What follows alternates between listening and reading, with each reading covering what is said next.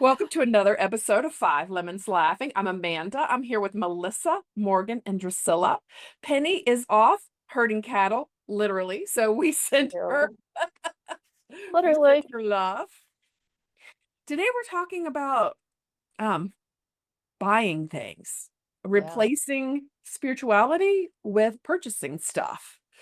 In 1955, an economist named Victor Lebow wrote something that stopped me in my tracks. I heard it on a podcast and it was like one of those red flag moments.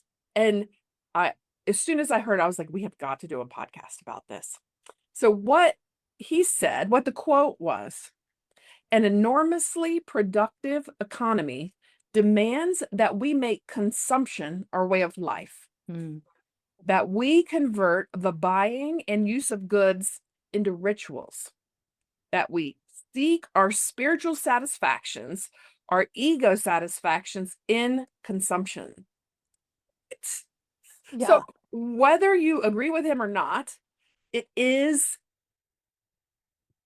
a remarkable statement. And it really made me think, have we been taught to look outside ourselves for what our soul is searching for? Mm. Yeah. Juicy. Um, I think we have. I- I think that's a positive. I mean, not a positive, but that's a Affirmative. yeah. Affirmative. Affirmative. Yes. Victor's words, that quote, that we seek our spiritual satisfactions, our ego satisfactions in consumption is pretty intense. And that we, as a culture, we've immersed our culture in ideas that reinforce fulfillment. We'll get fulfillment from one more purchase, one more thing. If we just have that one other thing that someone else has, a newer car, a bigger house, the latest phone, the next vacation, and nothing of that is wrong. But if we're looking always to material things to satisfy that hunger inside of us, or that a lot of spiritual students talk about it, that like empty hole, that hole, like what are we going to fill it up with? Um, I think we need to kind of ask, what are we truly hungry for? Like, and is all this consumption really the answer? Well, obviously it's not. Yeah. But you know what? Obviously it's not, but we all do it. Mm-hmm. I really think we Absolutely. all do it. And I really also think we're going to talk a little bit about it for a lot of people. I would hope, I mean, knock on wood, I would hope that's not my spirituality, but for a lot of people, it is their spirituality. It is where they get like fed, or where they think the hole's filling up, or they think they're connecting to people, or they think they're righteous, or they've done the right thing. Um, and I find this is so interesting to me. It Mm-hmm. is. What really struck me about this, it was uh, I don't know that much about Victor Lebow other than he said that. Like I didn't go into the research that strongly. But the fact that it seems like it was a plan for um to influence us, to consume. Mm-hmm. It was planned to replace um spirituality, like I said in the opener, with stuff. And I in my own life, I can see that. And it just kind of pisses me off. Like we were Yeah, manipulated, right? And like it absolutely. makes me a little Okay, angry. who planned it? Who planned it? I don't Mm-hmm. I would say I don't know this They. person. Yeah. The all-consuming they. And I'm sure people listening know someone out there 100%. knows a lot more, but I've heard, you know, about the big wigs back then, like JP Morgan, Kellogg, like all the big names, DuPont of that era, getting together and strategizing how to Make increase their money. wealth, Mm-hmm. increase their influence, and for society to keep growing. We have to Mhm. consume. Mhm. Well, So I I mean, that's like the basis of advertising, yeah, marketing. That's why they put addictive chemicals in food that keep us needing to eat it and wanting it. The end is you can either call it greed or profit or growth. I don't know what it is, but um it is it's the truth as far as there have been lots of companies and lots of wealthy people that have created systems to get us to keep buying. Yeah. Yeah. When I read that book, Quit Like a Woman by Holly Whitaker, she Mm. does a whole, at least one chapter, if not a couple, on this whole concept of how we've all been duped. We've all Mhm. been duped into thinking not only because you said in the quote that you read that we're seeking our spiritual satisfactions in consumption, but we're also like finding our identity with a lowercase I Mhm. by the influence of these advertising and marketing companies. So, like, for example, someone might think they're trying to, you're young, you're a teenager or young adult, and you're trying to figure out who you are. And you see, I don't know, James Dean in a white t-shirt and smoking a cigarette. And you're like, I'm going to be someone who smokes cigarettes. And you think that's a unique you thing. Like, this is going to be the unique part of my personality. But no, no, no. It was very carefully and strategically planned that way that you would associate, smoking or whatever other thing that you picked up on television as your thing. What sets you apart? What makes you cool? What makes you whatever you've identified yourself with? It's all part of it. And it's like, when I read, she's so much more articulate in the book about it, but when I read it, I was like, there is nothing unique or interesting about any of us at all, in truth. Like, it's all, everything has been done before, and everything has been like, we've been tricked into thinking we have autonomy and, choice. But really, it's like, this magician is like, do you want this one or do you want this one? And it's like the illusion of choice. I don't know if I'm Mhm. making Yeah. any Go sense, but Yeah. even it Yeah, further you to are. pissed say, me off so much when I read You that are. book. yeah, I mean, I'll go even further to say that the most unique thing about us are the things that we don't reveal about ourselves, Mm. that are not based on consumerism, that we Yeah. are hiding behind. Yeah. Yes. Because I think we do the consumerism so we fit in, we have what other people have, we don't feel like we're being left behind, we're as good as everyone else, all that in air quotes. Um, but it's the stuff that we think we hide, that we think are going to push people away, and those are the unique things. Mhm. Those aren't the things that we see in someone else that we want to emulate. It's the stuff we're keeping secret, just in case you find out and you don't like me. That's a Right. great perspective, Drusilla. Mhm. Yeah. I So think, go it's ahead. just as complicated to think about how we got here as it is to figure out how to get out of it. Like, it's Mhm. so simple to talk about, um, you know, shopping less, all the things that make so much sense, right? But then when you get down to the core of it, it just really becomes so difficult to imagine um, going so far back to the basics of humanity. Mhm. Yeah. And I don't think that's even needed, but I think what could be helpful, not to jump ahead, but like, is to reduce our exposure to the advertising and marketing. Because, like, how many times have you gotten a targeted ad for some clothing company that's your brand that's having a huge sale, and all of a sudden you need to go shop on their website, even though just a second before you weren't even thinking about shopping for new clothes, much less that brand and their website. Yeah. I was I at, think that is the oh, So I was just saying, I think that is the easy part. I really do. I what comes to mind that would be the most challenging for me is the to-dos with your time. like it's a ritual. It talked about ritual. It's a ritual for my husband and I to go out to have dinner. That's still consumerism. We don't have to do Yeah. that. And all the different meals, 3 meals a day, of course you have to have 3 meals a day. All of that is still consumerism. We don't really need to consume that much food, right? So I'm talking about some of the things that we pretend that they're basics now, and they aren't even basics anymore. Mm. You know, they really aren't basics. Are some of the things that I think would be more challenging for people to wrap their minds around. Yeah.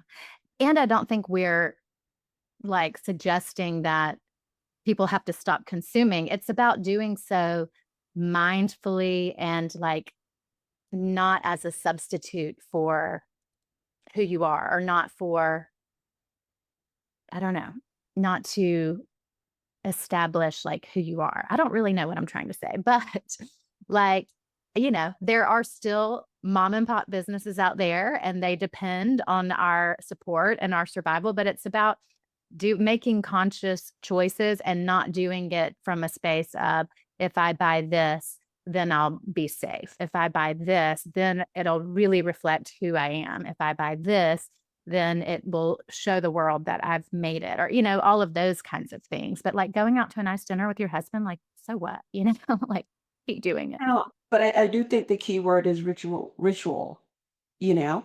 Me If we're Mm. doing it because every Friday I'm not cooking because and we have to go out to eat, it is ritualistic. I really know that it is. And I think one way that it takes away from um, being connected to humanity and what we should be all focused on is the connectivity with each other.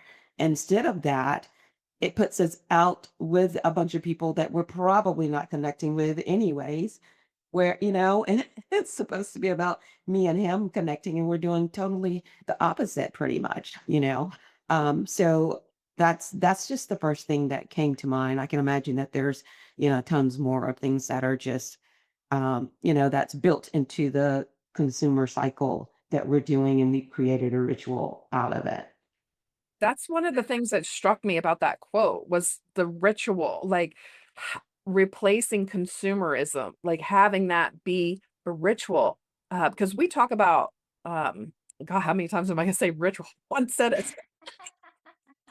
You could do it again. Yeah.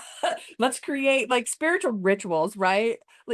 So we talk a lot about what we can do and making I can't say that word again, making that part of our lives, where I know huge swaths of my life was um going shopping. Like I can relax when I'm shopping. Like so when I'm looking through clothes, like it just something about that, like the purchasing something is very satisfying, and it's planned that way. Mhm. It's Like a planned that way. dopamine hit. Yeah, the dopamine hits. I never thought about going out to eat is consumerism, but it really is. Um, and going out, I just that's just part of it. It's the Mhm. ritual. It's just making me think, when we have our routines, I'm going to say routine instead of ritual. The routine of meditating, the routine of filling our souls up replaces the need to buy stuff. It's switching that around a little bit. Mm. I Have know you that. Mhm. Go ahead. I was gonna say when that was one of the reasons that my husband and I wanted to change our stars and to move, is because we were caught in that cycle. Yeah. And for us, that was the way out. Um, Mhm. so I like to say, or it's the truth, but I've said it more than once, that when we were living our previous life, we made a lot of money, but we spent a lot more than we made. And here we make a tiny fraction of what we made, but we don't spend. I mean, our spending is so low that we actually have more money Mm. now. Um, it shifted a little bit because now, like,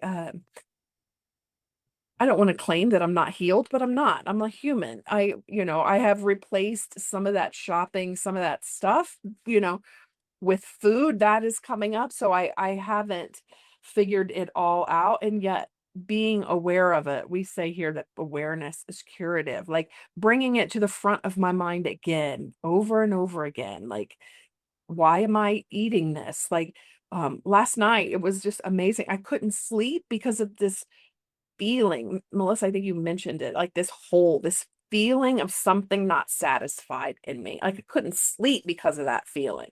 Mm. Mhm. Mm, We test before. mhm. Yeah. I have to. Mhm. Yeah. And back to what Drew still, I'm sorry, Melissa, it looked like you were about to say something. I'll just well, say I- real quick. Go ahead. No, you go. You go. She was saying about like we don't need 3 square meals a day. Like it's true. Like the propaganda machine runs so deep. Like we've been Yes. told we need 8 hours of uninterrupted sleep. We've been told that we need 3 square meals a day. And like all of that is like for a purpose that serves the machine. It is not for our highest and best good. Right. But we just have accepted it and not questioned it. Sorry, go ahead, Melissa. No, that's okay. Has anyone noticed? I, the kind of like the more I got involved in my spirituality, the lower my desire to shop went. Yeah. Like, Oh, Oh, big yes. time. okay, so every once in a while when I was in America, I would need something or have to run to the mall in Denver. And I was always absolutely, it was shocking how many families go to the mall on Sundays. Mm. And Sundays is the Lord's day, right? I Yeah. mean, it is. So it is really weird. I'm sure a lot of people go to mass or church or whatever, but then, like at least in Denver, there are families. There are whole families that walk with the stroller, the kids hanging off, the mom, the dad into Pottery Barn, and they look at everything. And then they come out and they go into Lululemon and they look at everything. And it was just so shocking to me because one, I don't shop much. Two, I probably would go to the mall like 5 times a year. And especially after COVID, I noticed it went through the roof. And I mean, my husband is not a shopper.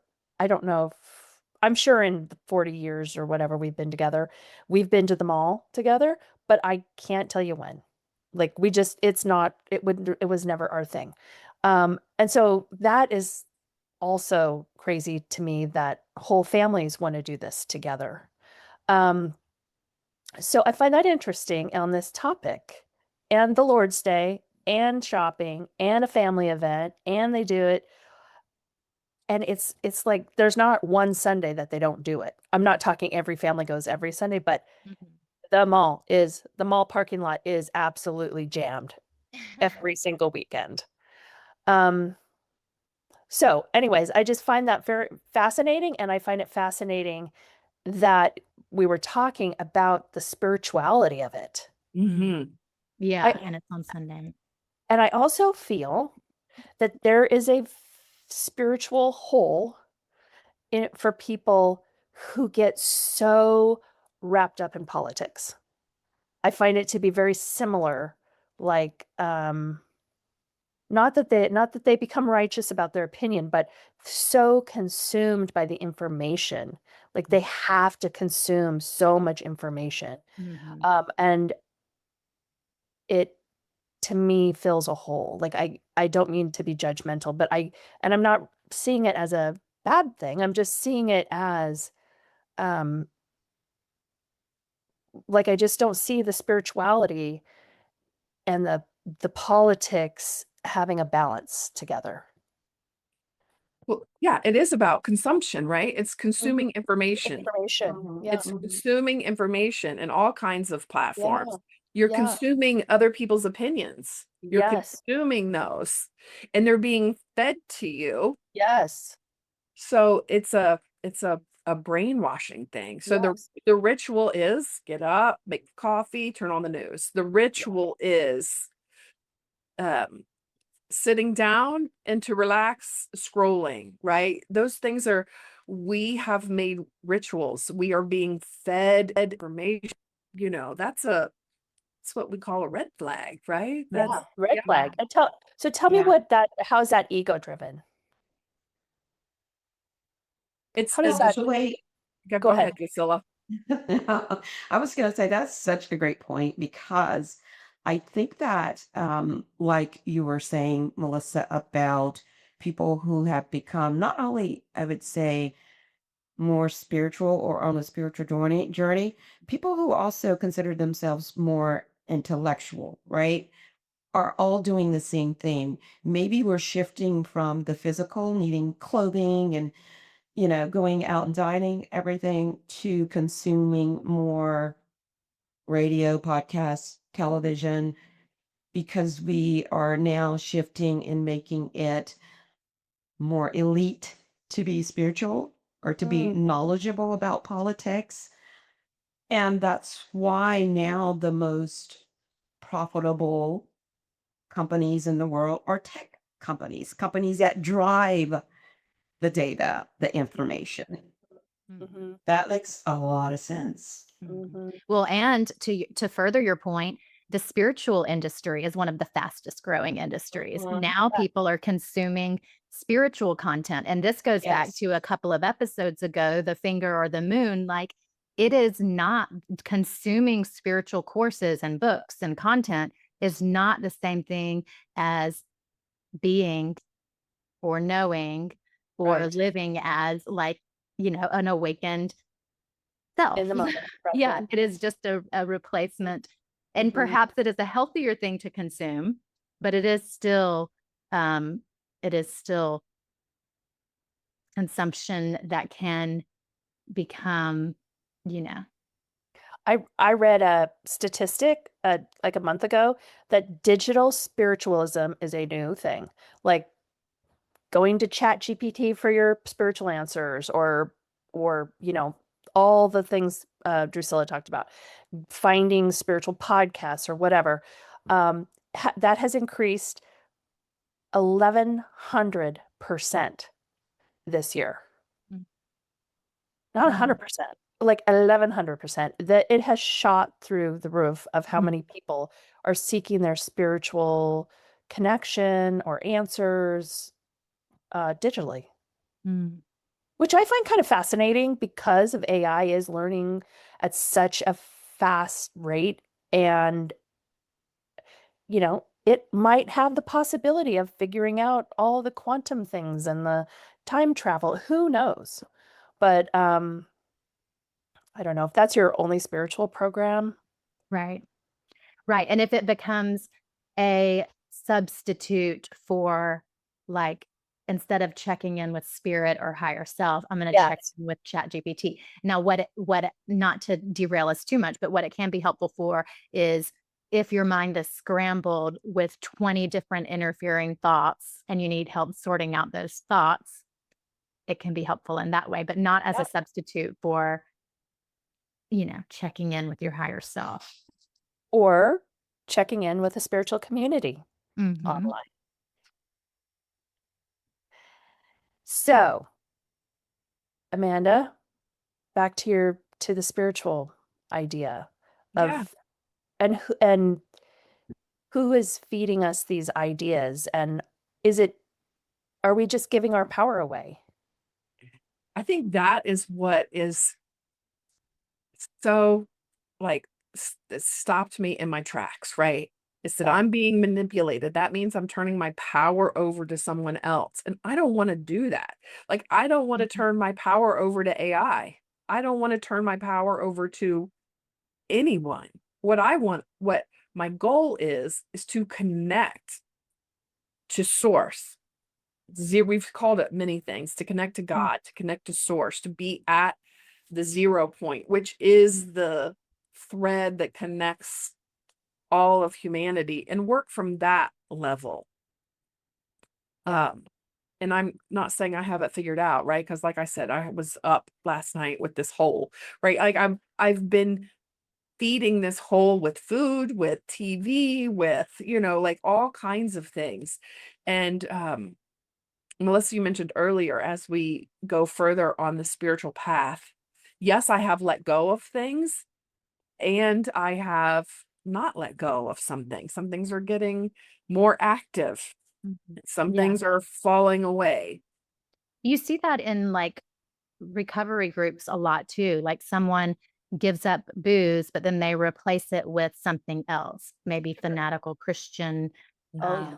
beliefs, or, maybe something else. But it's like there is this feeling of it's not safe to be empty. Going back to Melissa's word of the year, Yeah. like Yeah. there is this feeling that we have to fill up our time, our energy, our mind, our home with stuff.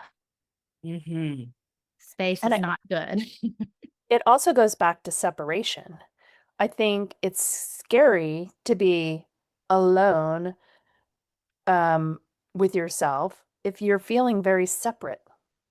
Like it's not as scary feeling empty when you know you're part of the whole. But you when your life is when you feel so separate, um it's hard to be empty. I don't know, I've said that 3 times or something, but Yeah. It's filling that hole. It's like filling that yes. void. And I think part of it is um being okay with being uncomfortable. We've talked Yeah. about it a lot, just Oh, being yeah. present and feeling our feelings, right? Because um that Mhm. consumption is to cover up, Yeah. to tamp down, to not feel whatever is happening. And that, I think that's part of the fear, is like, am I going to drown in these feelings? Am I going to have to relive all the trauma in my life? Am I going to be so overwhelmed that I'm going to have to fall down and not get back up? That feeling of, and I think that is part of it too. It's just being able to be a little bit uncomfortable with feelings. I Yeah. was listening to some podcast somewhere, and it was talking about that specifically. And the person said, like, you just start practicing one thing that's a little uncomfortable. Like, he gave the example of shower, cold shower. So like a practice of, I turn the temperature of the shower so it's just a little uncomfortable, right? I'm not about to take a cold shower, right? I'm not to that level yet, because I'm still somehow tamping down or not being present with whatever's coming up and being okay with it. But that's, something I've been practicing. It almost seems to me like the Mhm. goal from them, Yeah. the unknown Collective them, they. yeah, the collective they, the evil powers that be, is anything is okay as long as you're not being, as long Right. as you're doing. It's like that's the message. Filling yourself up with activity, with stuff, with information, anything to distract you from pure being, pure presence, because they know that that's where your power is and they don't want you in your power. So Mhm. they just hurl more stuff at you, more information, more things to buy, more things that you should be doing, productivity, buying, shopping, eating, drinking, reading, scrolling, anything but simply being. Oh my God, Morgan, it just control, right? I hadn't really thought about that. That's control. So the collective they are, that's their control over us, right? They control what we spend, they control Yes. what we eat, they control what we think. We're being controlled. Ugh, Yes. that's a wake up call. And Oh. the process of being centered, being present, that is releasing the control. That is not allowing them to control. Mhm. And it just starts with a little awareness, Mhm. right? So, I was at a girls' weekend. We were in St. John in the Caribbean. And we were all sitting there. We were talking about cell phones and stuff. And someone said, let's do a test and talk about, and she was not saying it, but then when we agreed, we're like, okay, let's say it and see how long it takes for our phones to hear what we said and start giving us ads. So she said, beach blanket. I think we need a beach blanket. Who needs a beach blanket? And then someone would say, I need a beach blanket. And within like 5 minutes, when someone would go on their phone, it wasn't like ding, you had a notice, you have a beach blanket, but it was like scrolls through something and a beach blanket ad would come up. And then it was like dominoes in our phones.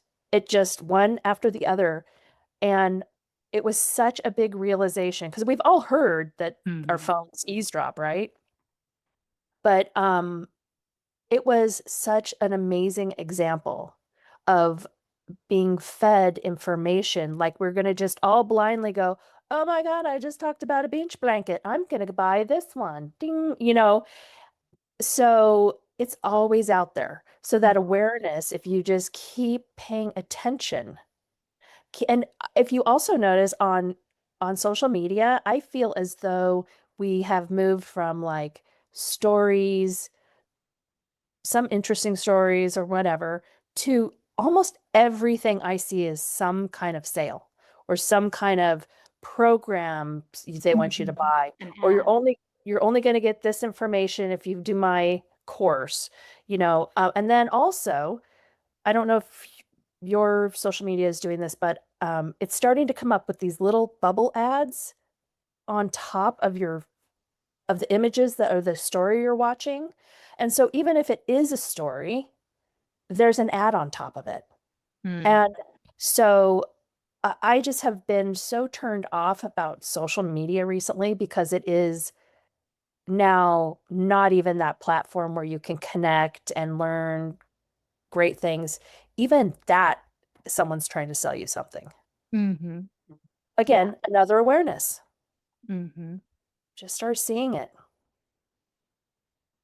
And also, we keep comically referring to them and these collective evil powers that be. But if we bring it back home, there is no them, there is no other. It's all a projection. And this is where the taking responsibility comes into play from A Course in Miracles. Like, it's so much easier to project the blame and the guilt outside of us, but something in us wants to blame that we are being controlled by something outside of us, and that it's not our choice to stay stuck right where we are. If that makes any sense. Yeah. Well, it allows us to let ourselves off the hook, to say it's out there. Mhm. Yeah, that's another perspective that I think we could take another 10 minutes on. Yeah. Yeah, I mean, and that is very true. So the awareness and, I mean, to go back to Morgan saying the pure being, because I know there's a lot of things, in social media, especially as it relates to the spiritual information, I will say that it too goes back to consumerism, and it will portray it as if it's giving you tools on how to be, right? How you go about just being, right? You buy this from me and I'll show you how, right? Exactly. So it's really tricky and it feeds the ego and oh, Yeah. they think like I do, and and so you're already drinking the Kool-Aid, right? Um, but yeah, it really does come back to self-awareness and understanding that we are a part of the machine. Yes. Yes. And to take back the power that you want to take back. Like, I can turn my phone off when I'm at the beach. I can, you know, not go on social media for a story. I can read a book. I can call a friend. I can meet someone at the park instead of the mall. There's lots of ways to just take your power back. Mhm. Yeah. What a great discussion. Mhm. Thanks for sharing that quote with us, Amanda. Yeah. I think my major takeaway from this is what rituals do I want to, one is like, what rituals do I want in my life? Do I want to consume? Do I want that to be a ritual? Like just, every answer is different, but what rituals do I want in my life? Yeah, That's a big one. And that's a another one great for one. me is the power. Like we talk like, talk a lot about control. Like, we want to control things in our lives. And as a reflection of being controlled so strongly, no wonder that we have control issues, right? When there is a controlling force that we think is outside of ourselves. Those are my two big takeaways. Mm. What about you guys? I think mine is just to continue to question everything. Mm. Um, Not to the point of like closed heart skepticism, but just I fortunately have an open heart and head in my human design chart. So it's easier for me to question everything without it being like um judgy, but question everything with an open heart and mind and reclaim my power and my sovereignty without affirming evil, Yeah, bad, Mhm. other people are to blame. Like yeah. just yeah. Oh, I like that, Morgan. Which is which I've been doing the whole episode. Yeah. But I'm catching it. Hey, none of us are I, perfect, right? Nobody's sitting here levitating off of their chairs. That's not the point. So- I do think that it starts with awareness, and Mhm. and like Drusilla said, we are part of the machine. So just the acceptance that, oh, this is how it works here in this world right now. And I can choose what part I want to be involved in or not. We didn't mention this, but there is a physical reaction to getting stuff or to eating or to feeding yourself. Like there is a dopamine hit. We briefly said that, but there are books you can read on uh one, I think it was the Dopamine Nation that I read or something.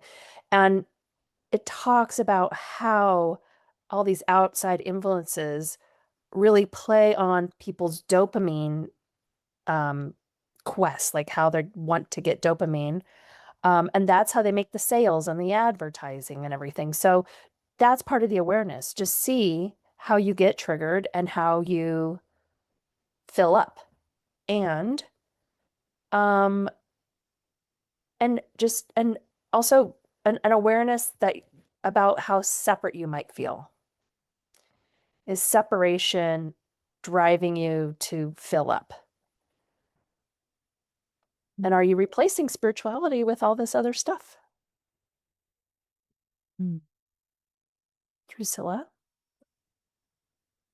Yes, of course, always, always, always. But I think what Morgan said about the purest form of being, just always keeping that as a part of my awareness, my gauge, my understanding of where my motivation is coming from, to use that as my measure. Yeah. Wow, wow, wow. This was so chock full of stuff. Felt wonderful. So, oh, everyone out there, maybe this week's invitation is simply for you to notice and gently ask yourself, what am I truly hungry for? Maybe you will discover that what you think you're hungry for is not really it. You just want more presence, more connection, more love, just to live life more freely. And that doesn't necessarily come with consumerism. As a matter of fact, it probably doesn't. But thank you all so much for joining us today. And as Penny always says, your transformation is our greatest joy. And we can't wait to connect with you again. Thank you. Bye. Okay.